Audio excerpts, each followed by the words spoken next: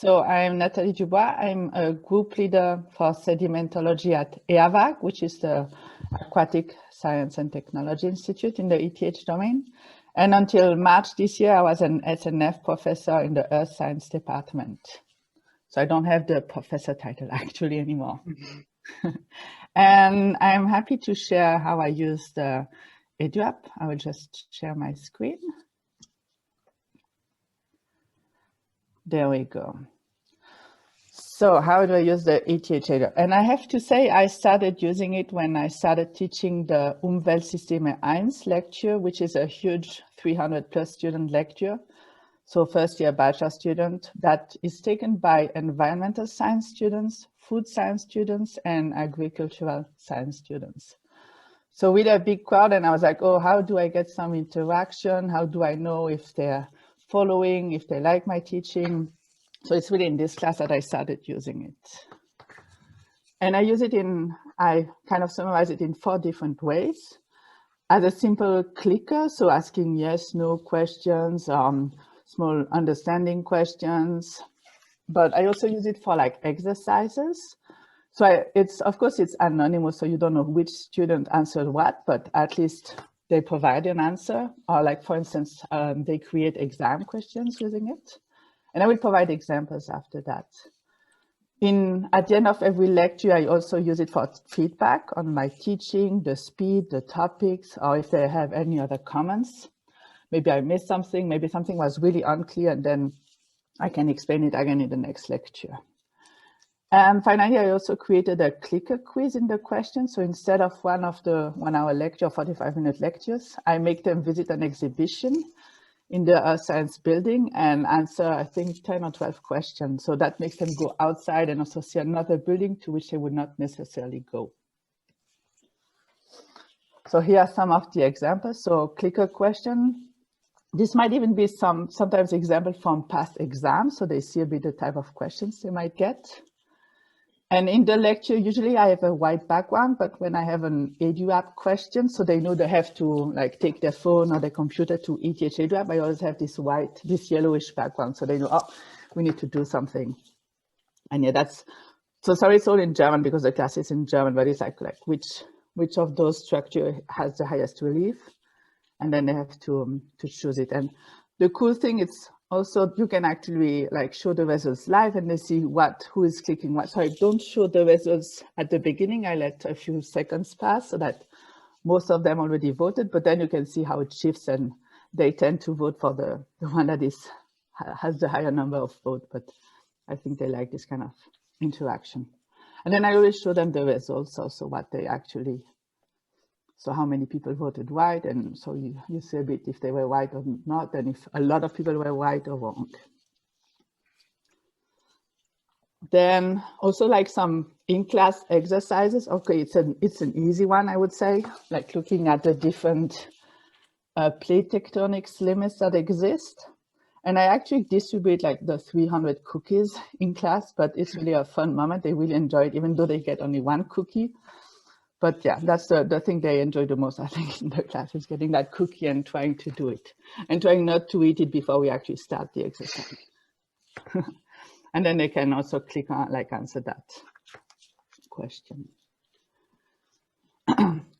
The exercise that then can usually also finish at home, but that I collect on Edu app is like creating their own exam questions. And there are 2 types of exam questions that they should create is like a right or wrong or a multiple choice question. And then every year I take 1 or 2 of those huge list of questions and put it in the exam. So and they also can see all the questions that were created by the students. So this is also like I collect, and I wanted to share another screen. I'll just share my other screen because I have the Edu app open. That's from the year 2019. And here you see the list of questions that they created. So it's really a huge list of questions, but I copy it in a Word document and then they can access it. I upload it on Moodle. And it's like an exercise for them to prepare themselves for the exam. What kind of question, or can I answer what the others came up with questions? I think they also kind of like that. But of course, I have to read all the questions, make sure they make sense and that the answer they are correct that they provided. I'll go back to.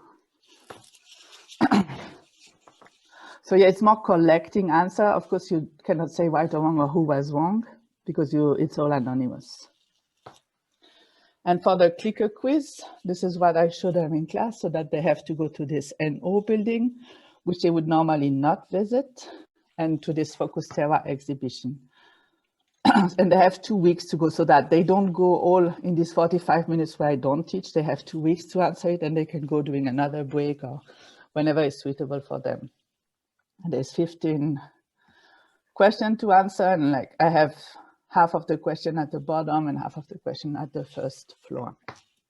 And then they just go and answer it, and I provide the correct answer afterwards.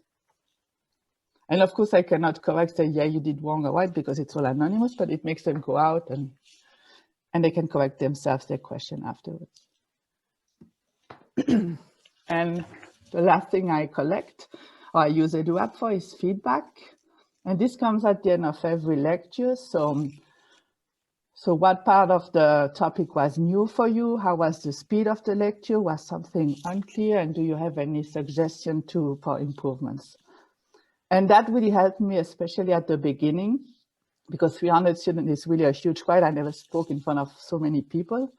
So I could see, oh yeah, that one was really too fast. And okay, I need to speak even slower. I thought I was already slow enough, but no, sometimes I can even go down. And they also have good tips for like how to improve yourself. Or last year, something was really unclear, like the paleoclimate, which should, for me, it's easy. So I thought that it was all clear, but it really wasn't. So I took the time to go over it again in the next lecture.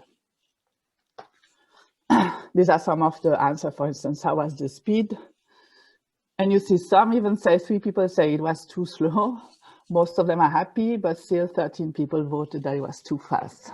So you can adjust a little bit, but you also have to think at the other who think it's too slow. And for those feedback, I get most of them for the first 2 lectures, and then we kind of adjust and they're happy and then they don't answer anymore, I would say. And also the improvement, like the suggestion for improvements, like yeah, that's the one about the cookies. So they're all really happy about the cookies. They will say, oh yes, more cookies, or we're happy with the cookies. But yeah, sometimes there are good tips. Oh, why didn't you mention this topic? Or you should go more deeper into that topic. So I think they're really smart students and they have good tips to give. So it's good to listen to them, even if it's 300 of them.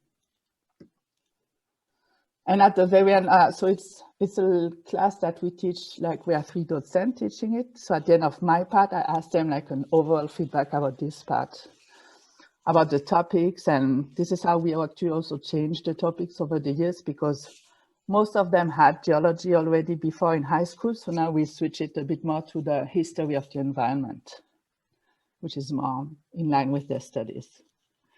And also the questions. So did you like the EduApp questions? And this is the one I'm showing.